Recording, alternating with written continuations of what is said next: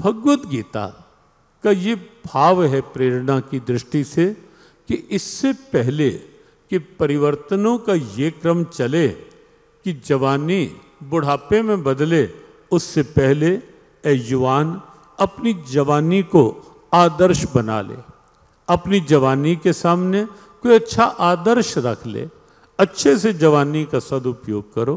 और हम सब जानते हैं, देखो जवानी अर्जुन की भी थी और यौवन दुर्योधन का भी था। दो पात्र आप प्रारंभ में ही गीता जी में देखेंगे। अर्जुन के साथ भी जवानी यौवन था और दुर्योधन के साथ भी था यौवन।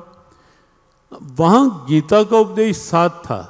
वह जवानी कैसी थी अर्जुन की, और दुर्योधन की जवानी कैसी थी, बस गीता का संदेश ये अंतर दिखाता है कि दुर्योधन की जवानी, दुर्योधन का यौवन दुर्योधन के साथ साथ पूरे कौरव कुल के पतन का, संहार का कारण बन गया। और अर्जुन की जवानी उस उच्चता को पा गई जहां अर्जुन एक अमर प्रेरणा बन गया और जहां अर्जुन ने कुरुक्षेत्र की धर्म धरा पर अपने आदर्शों के बल पर, अपने मूल्यों के बल पर, अपने आचरण के बल पर, अपने भाव, स्वभाव और सद्भाव के बल पर स्वयं ब्रह्म सत्ता को, परमात्मा को, श्री कृष्ण को रथ का सारथी बनकर घोड़े हाँकने के लिए विवश कर दिया। वह जवानी अर्जुन की जवानी एक शाश्वत प्रेरणा, एक अमर प्रेरणा बन गई। तो अंतर आप देखेंगे, गीता का उपदेश क्या काम करता है। हम इन 4 दिनों के सत्संग में हम ऐसी ही कुछ प्रेरणा ढूंढेंगे जो यौवन को एक आदर्श प्रेरणा बना दे, जो जीवन को एक अच्छा जीवन बना दे। देखो जीवन वही है, यदि सत्संग का भाव मिल गया, कोई अच्छे संकल्प हम सब ने जगा लिए, इस जीवन में जीवन से बहुत कुछ हो सकता है, बहुत कुछ हो सकता है। और ये जीवन केवल जीवन काल में नहीं, ये जीवन पश्चात में भी एक युग युगांत की अच्छी अमर प्रेरणा बन सकता है। बना ही है। स्वामी विवेकानंद को हम कैसे भूल सकते हैं।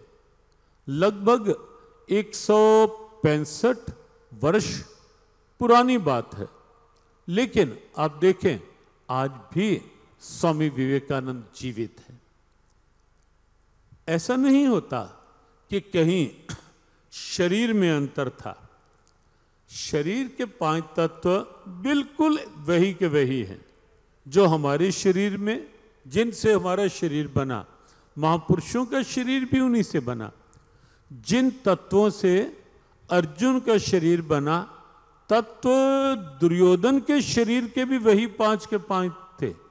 विवेकानंद जी के भी शरीर के तत्व वही 5 के 5 थे।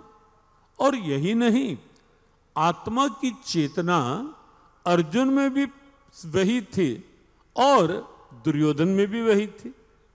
तो अंतर कहाँ कि दुर्योधन ऐसी स्थिति में आ गया कि जहां कोई दोबारा नाम लेने को तैयार नहीं, नाम रखने को तैयार नहीं दुर्योधन, और अर्जुन एक अमर प्रेरणा बन गया, एक आदर्श बन गया अर्जुन।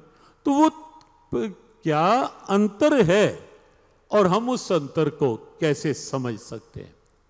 भगवद गीता की प्रेरणाओं के रूप में हम वो भाव निकालने का प्रयास करेंगे इन दिनों, क्योंकि गीता कोई कथा का भाव नहीं है। गीता जी में श्रीमद् भागवत कथा, श्री राम कथा, वहाँ कथाओं का एक क्रम है। यद्यपि ये ग्रंथ भी हमारे पूजनीय ग्रंथ हैं, भागवत हो, रामायण हो, और उनमें कथाओं का एक बड़ा रसीला क्रम हो, वो भी प्रेरणादायक है। लेकिन भगवद गीता में आप पाएंगे कोई कथाओं का क्रम नहीं है। गीता एक चिंतन है, गीता एक दर्शन है, और सच कहें तो गीता अपने आप में एक दर्पण भी है। दर्पण वो होता है जिसमें हम अपने आप को देख करके ये देख लेते हैं कहाँ कमी है। गीता ऐसा दर्पण है जो हमारे अंदर को दिखा देता है कि कमी कहाँ है, क्यों नहीं शांति मिल रही, क्यों तनाव बने हुए हैं, क्यों सब कुछ है, धन है, वैभव है,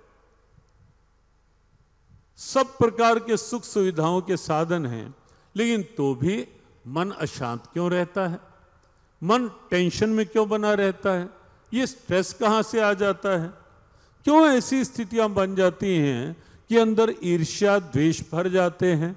गीता वो दर्पण है जो हमारे सामने ये वास्तविकता रख देगा कि अशांत क्यों है मन और शांत कैसे हो सकता है मन, कैसे चिंताओं से मुक्त होकर हम जीवन को जी सकते हैं। गीता कुछ ऐसी प्रेरणाओं का ग्रंथ है और इसीलिए कहा कि गीता एक दर्पण है।